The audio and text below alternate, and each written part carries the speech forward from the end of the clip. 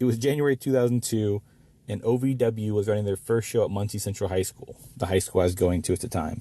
Our math teacher, Mr. Von Dilligan, wrestled for OVW under the name Von Lilas. So he kind of brought the guys in. We're really happy to see OVW. WCW had been bought out about a year before, so we knew some guys were coming in. We saw David Flair, saw Mark Jindrak, so we kind of got an idea of what we'd be seeing.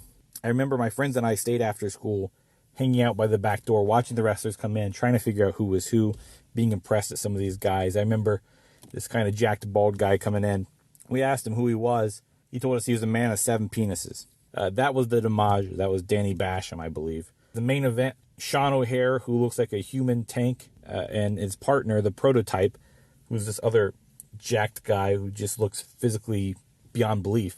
After that, we all stay after the show to get autographs. Most of these autographs are pretty easy. David Flair signs without incident. We get autographs from Nydia, Rodney Mack, all these guys. Pretty easy, except for the one guy who comes out at the end. Everybody else is kind of cleared out. Most of the people had left.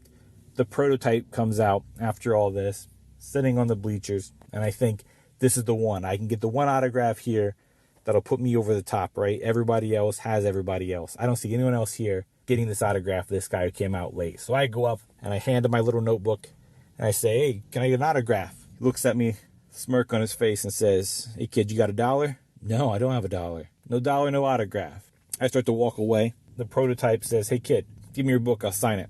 So I hand him my book. He signs it, again with that stupid smirk on his face, hands it back to me.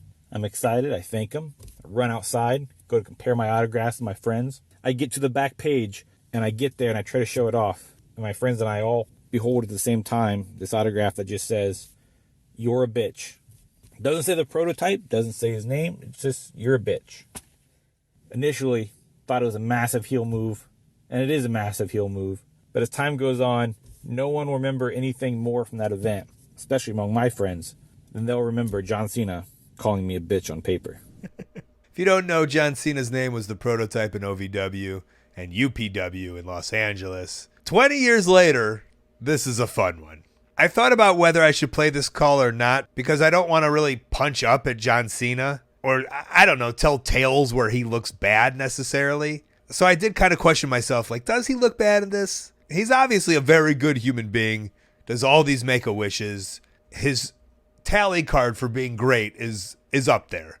So I decided, yeah, it's fine. He was 20. That's what you do. You're young and you're stupid and you're cocky and you're pompous and you're playing the heel role. That's most importantly, he was playing the heel role. For $1, he would have told him he was a bitch, but he gave him a deal, a coupon deal for free. John Cena allegedly wrote, you're a bitch in your book. And you're right. Years later, what did you remember? You remembered that. And you hopefully still have that. That's a great collector's item. I actually wrestled Von Lilas in OVW. He was still around when I was in OVW. It's good to know he was putting on shows even back then. And good to know John Cena had such a good sense of humor also even back then. Way to go, Cena. Hey, thanks for watching. That call was part of a whole podcast called Wrestling Anonymous. Listen to the whole thing weekly. Wherever you listen to your podcast, go subscribe. While you're at it, subscribe right here on YouTube to Colt Cabana's channel. Thank you.